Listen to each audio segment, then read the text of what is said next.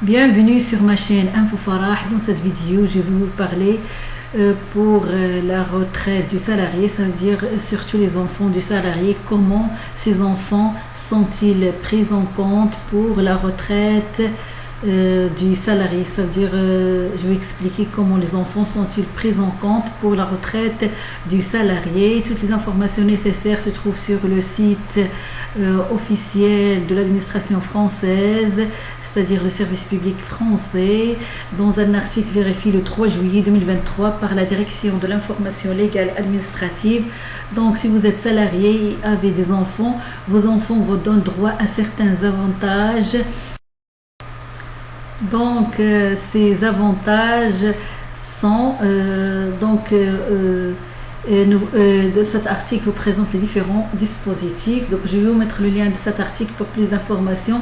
Donc, vous avez eu, si vous avez eu ou avez adopté un ou plusieurs enfants, vos enfants vous donnent droit à des trimestres supplémentaires d'assurance retraite gratuite, c'est-à-dire sans cotisation en contrepartie. 6 trimestres supplémentaires sont appelés majoration de durée d'assurance pour enfants. Chaque enfant né ou adopté mineur donne droit à 10 trimestres supplémentaires pour les motifs suivants. 4 trimestres sont accordés en contrepartie de l'incidence sur la vie professionnelle de la maternité ou de l'accueil d'un enfant adopté et des démarches préalables à cet accueil. Ces trimestres sont appelés majoration maternité ou majoration d'adoption. Et 4 trimestres sont aussi accordés en contrepartie de l'éducation de l'enfant pendant les 4 années suivant la naissance ou l'adoption. Ces trimestres sont appelés majoration d'éducation. Ces trimestres d'assurance retraite sont accordés différemment selon que vos enfants sont nés ou ont été adoptés avant 2010 ou à partir de 2010. Il faut se rappeler que votre nombre de trimestres, ça veut dire d'assurance retraite, est pris en compte à votre départ en retraite pour déterminer si vous avez droit ou non à une retraite à taux plein. Par exemple, si vous êtes né en 1963, vous devez avoir 170 trimestres, ça veut dire 42 ans et 6 mois pour avoir droit à une retraite à taux plein. Donc, à partir de 2010, la majoration maternité de 4 trimestres est automatiquement accordée à la mère. Concernant la majoration d'éducation de 4 trimestres, les parents peuvent choisir d'un commun accord soit de désigner un seul d'entre eux bénéficiaire de cette majoration, soit de se répartir entre eux la majoration d'éducation de la manière suivante: 2 trimestres à la mère et 2 trimestres au père, ou 3 trimestres à la mère et 1 trimestre au père.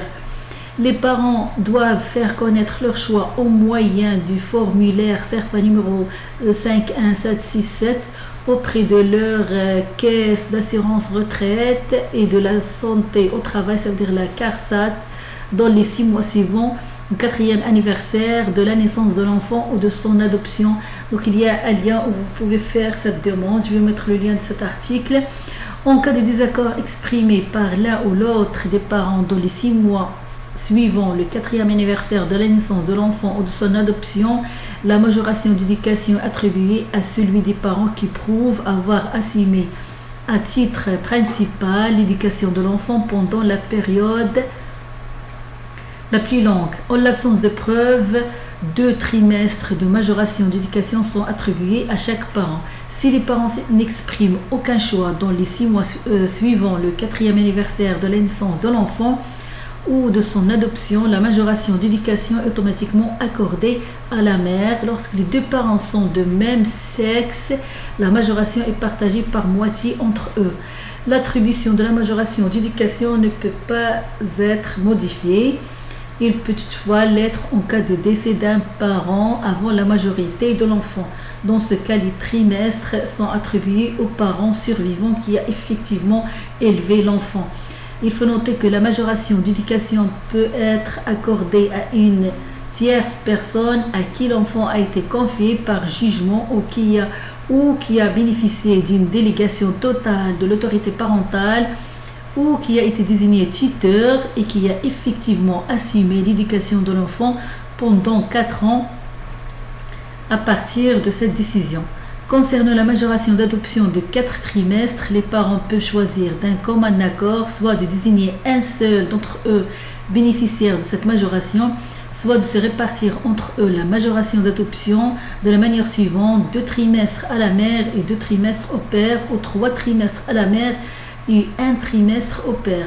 Les parents doivent faire connaître leur choix au moyen du formulaire CERFA numéro 51767 auprès de la caisse d'assurance retraite et de la santé au travail dans les 6 mois suivant le 4e anniversaire de l'adoption de l'enfant. Donc il y a un lien où vous pouvez faire cette demande. Donc en cas de désaccord exprimé par l'un ou l'autre, les parents dans les 6 mois suivants, c'est-à-dire en cas de désaccord exprimé par l'un ou l'autre des parents dans les 6 mois suivant le 4e anniversaire de l'adoption de l'enfant, la majoration d'adoption est attribuée à celui des parents qui prouve avoir assumé à titre principal l'accueil de l'enfant et les démarches préalables à cet accueil. En l'absence de preuves, 2 trimestres de majoration d'éducation sont attribués à chaque parent. Si les parents n'expriment aucun choix dans les 6 mois suivant le 4e anniversaire de l'adoption de l'enfant, la majoration d'adoption est automatiquement accordée à la mère. Lorsque les 2 parents sont de même sexe, la majoration est partagée par moitié entre eux. L'attribution de la majoration d'adoption ne peut pas être modifiée, sauf en cas de décès d'un parent avant la majorité de l'enfant. Dans ce cas, les trimestres sont attribués aux parents survivants qui a effectivement élevé l'enfant. Donc, si vous avez cessé, vous avez été en congé parental, c'est-à-dire si vous avez cessé temporairement votre activité dans le cadre d'un congé parental d'éducation, vous avez droit à une majoration de votre durée d'assurance retraite égale à la durée de votre congé parental. C'est-à-dire que vous avez droit à des trimestres supplémentaires d'assurance retraite gratuits sans cotisation en contrepartie. Il faut rappeler que votre nombre de trimestres, c'est-à-dire d'assurance retraite, est pris en compte à votre départ en retraite pour déterminer si vous avez droit ou non à une retraite à taux plein. Par exemple, si vous êtes né en 1963, vous devez avoir 170 trimestres, ça veut dire 42 ans et 6 mois pour avoir droit à une retraite à taux plein. Les périodes que vous avez passées en congé parental sont prises en compte de date à date. Un trimestre est validé à la fin de chaque période de 90 jours. Le nombre de trimestres est arrondi au chiffre supérieur. Cette majoration de votre durée d'assurance retraite pour congé parental n'est pas cumulable avec les majorations maternité ou d'adoption d'éducation. Il vous est accordé uniquement si elle vous est plus favorable que les majorations maternité ou d'adoption et d'éducation. Il faut savoir que le congé parental au cours duquel l'activité professionnelle est exercée à temps partiel ne donne droit à aucune majoration de durée d'assurance retraite. Pour bénéficier de cette majoration de votre durée d'assurance, vous devez transmettre à votre caisse d'assurance retraite et de la santé au travail une attestation établie par votre employeur précisant les dates de début et de fin de votre congé parental. Vous pouvez transmettre cette attestation dès la fin de votre congé parental. Si vous avez pris plusieurs congés parentaux au cours de votre carrière, vous pouvez bénéficier de la majoration de votre durée d'assurance retraite pour chaque congé parental. Et si vous avez ou avez élevé un enfant invalide de moins de 20 ans, vous avez droit à un trimestre d'assurance retraite supplémentaire gratuit, c'est-à-dire sans cotisation en contrepartie, par période d'éducation de 30 mois. Vous pouvez bénéficier ainsi de 8 trimestres au maximum. Cette majoration de durée d'assurance retraite pour enfants invalides est cumulable avec les majorations maternité ou d'adoption et d'éducation ou la majoration pour congé parental.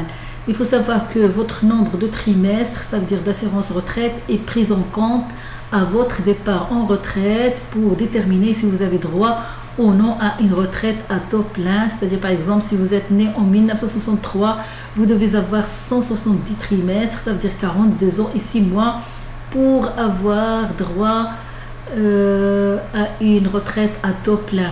Si vous bénéficiez de moins un trimestre d'assurance retraite supplémentaire gratuit pour enfants invalides, vous avez droit à une retraite à taux plein à 65 ans, quel que soit votre nombre total de trimestres.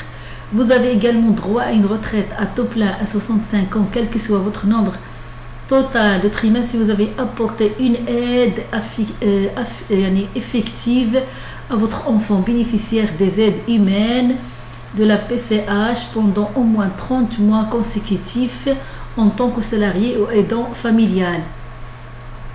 Donc, pour les conditions à remplir, donc votre enfant doit être atteint d'un taux d'incapacité de 80% qui lui donne droit aux prestations suivantes: allocation d'éducation de l'enfant handicapé, AEEH et son complément, ou AEEH, ça veut dire allocation d'éducation de l'enfant handicapé, et prestation de compensation du handicap, c'est-à-dire le PCH. Ça veut dire il n'est pas nécessaire que vous ayez un lien de parenté avec l'enfant. Donc, comment obtenir la majoration pour enfants invalides? Donc, la majoration de durée d'assurance est accordée à la personne qui perçoit l'AEH, ça veut dire l'allocation d'éducation de l'enfant handicapé, et son complément, ou la PCH, ça veut dire l'allocation d'éducation d'enfants handicapés et prestation de compensation du handicap. Il est aussi accordé à toute personne assumant ou ayant assumé la charge effective et permanente de l'enfant sans être le bénéficiaire des allocations, c'est-à-dire comme conjoint, grands-parents, etc. Les précisions et justificatives donnant droit à la majoration de durée d'assurance pour enfants invalides sont apportées lors de votre demande de retraite. Votre caisse d'assurance retraite et de la santé au travail, c'est-à-dire la CARSAT, CARSAT, vous contactera pour vous demander le justificatif nécessaire selon que vous perceviez l'allocation d'éducation d'enfants handicapés et prestation de compensation ou la prestation et prestation de compensation de handicap ou non. Donc, si vous avez 3 enfants ou plus, si vous avez eu au moins 3 enfants, le montant de votre pension de retraite de l'assurance retraite est majoré de 10%. Les enfants pris en compte sont les enfants que vous avez eus et les enfants qui étaient à votre charge ou à la charge de votre charge, ça veut dire enfant qui vit au foyer et qui a moins de 15 ans au 30 avril de l'année au cours, ou enfant handicapé qui vit au foyer quel que soit son âge, ou à la charge de votre époux, bien épouse, et que vous avez élevé pendant au moins 9 ans avant leurs 16 ans. En plus, si vous bénéficiez de la surcote ça veut dire que si vous partez à la retraite au-delà de l'âge de départ minimum en ayant un nombre de trimestres d'assurance retraite supérieur au nombre de trimestres exigés pour avoir droit à une retraite à taux plein, votre pension de retraite est majorée en fonction du nombre de trimestres supplémentaires que vous avez. Donc, si vous bénéficiez de la surcote, la majoration de 10% est calculée sur le montant total de votre pension de retraite, surcote comprise. Les précisions justificatives vous donnant droit à la majoration du montant de votre pension de retraite sont à apporter lors de votre demande de retraite. Donc, votre caisse d'assurance retraite et de la santé et du travail vous contactera pour vous demander les justificatifs nécessaires selon que vous avez un lien de filiation avec les enfants ou non. Et donc, vous êtes ou avez été parent au foyer. Donc, si vous êtes parent au foyer sans activité professionnelle, ou si vous réduisez ou cessez votre activité professionnelle pour élever ou vous occupez d'un ou plusieurs enfants, vous pouvez, si vous remplissez certaines conditions, être affilié gratuitement à l'assurance retraite de la sécurité sociale sans cotisation de votre part. Donc, ces périodes peuvent en conséquence être prises en compte dans le calcul de votre durée d'assurance retraite qui sert à déterminer lors de votre départ en retraite si vous avez droit ou non à une retraite à taux plein. Ce dispositif est appelé assurance vieillesse du parent au foyer, AVPF. Donc, il faut noter que les périodes concernées ne doivent pas avoir déjà donné lieu à majoration de votre durée d'assurance pour congé parental. Les conditions à remplir pour bénéficier de l'affiliation gratuite à l'assurance retraite de la sécurité sociale varient dans les conditions suivantes jusqu'au 30 août 2023. Vous êtes parent isolé sans activité, ou bien si vous êtes parent au foyer sans activité et vivez en couple, aussi vous exercez une activité professionnelle à temps partiel, Par exemple, si vous êtes parent isolé sans activité, donc vous êtes affilié gratuitement à la VPF, c'est-à-dire à l'assurance vieillesse du parent au foyer. Si vous remplissez les conditions suivantes, vous avez au moins un enfant de moins de 3 ans ou au moins 2 enfants à charge, vous percevez le complément familial ou l'allocation de base de la prestation d'accueil du jeune enfant ou la prestation partagée d'éducation de l'enfant, vos ressources sont inférieures au plafond de ressources exigées pour avoir droit à l'allocation de rentrée scolaire. Ou bien par exemple, si vous êtes parent au foyer sans activité et vous vivez en couple et vous avez au moins un enfant de moins de 3 ans à charge, donc vous êtes affilié gratuitement à l'assurance vieillesse des parents au foyer. Si vous remplissez les conditions suivantes, vous percevez l'allocation de base de la prestation d'accueil du jeune enfant. Les ressources de votre foyer sont inférieures au plafond de ressources exigées pour avoir droit à l'allocation de rentrée. Ou bien si vous êtes toujours parent au foyer sans activité et vivez en couple et vous avez au moins 3 enfants, vous êtes affilié gratuitement à l'assurance vieillesse du parent au foyer. Si vous remplissez les conditions suivantes, vous percevez le complément familial. Les ressources de votre foyer sont inférieures au plafond de ressources exigées pour avoir droit au complément familial. Ou bien si vous exercez une activité professionnelle à temps partiel et vous touchez l'allocation de base de la prestation d'accueil des jeunes enfants. Donc il y a beaucoup de conditions. Je vais vous mettre le lien pour savoir toutes les informations nécessaires. Donc je ne vais pas vous citer tout parce que la vidéo deviendra plus longue, mais je vais vous laisser le lien de la boîte à description si vous êtes intéressé pour voir les conditions concernant la majoration pour les retraites. Donc, mais si vous êtes affilié gratuitement à l'assurance vieillesse du parent au foyer, si vous vous trouvez dans l'une des situations suivantes, vous percevez l'allocation journalière de présence. Donc, vous êtes affilié. En plus de tout ce que je viens de vous dire, il y a encore, si vous êtes affilié gratuitement à l'assurance vieillesse du parent au foyer, donc vous êtes affilié gratuitement à l'assurance de vieillesse des parents au foyer si vous vous trouvez dans l'une des situations suivantes. Donc si vous percevez l'allocation journalière de présence parentale, donc vous êtes affilié gratuitement à l'assurance de vieillesse du parent au foyer, ou bien si vous êtes en congé de proche aidant, ou bien si vous n'exercez aucune activité professionnelle ou seulement une activité à temps partiel et vous avez un enfant handicapé de moins de 20 ans à charge dont l'incapacité permanente est au moins égale à 80% et qui n'est pas admis dans un internat. Donc, quelle est la démarche à effectuer? Vous n'avez aucune démarche à effectuer pour bénéficier de l'affiliation à l'assurance vieillesse des parents au foyer. Donc, votre CAF, c'est-à-dire la caisse d'allocation familiale, vous affilie automatiquement.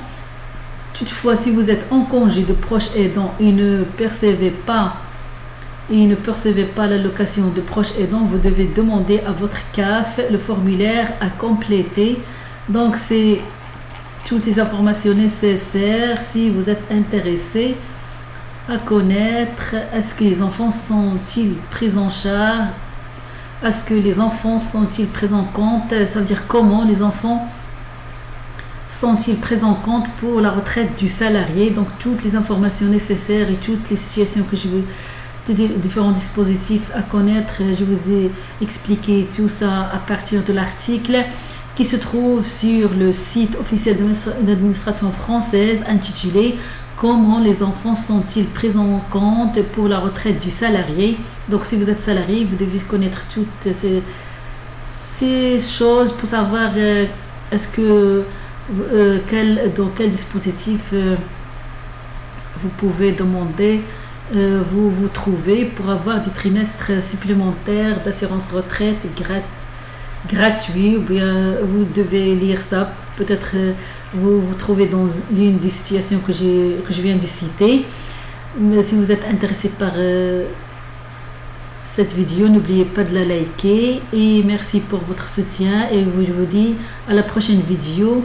Au revoir et à bientôt sur ma chaîne Info Farah. Et pour plus d'informations, n'oubliez pas de consulter l'article. Je vais vous mettre le lien de cet article du site officiel de l'administration française dans la boîte de description pour mieux connaître toutes les conditions que je viens de citer et tous les différents dispositifs.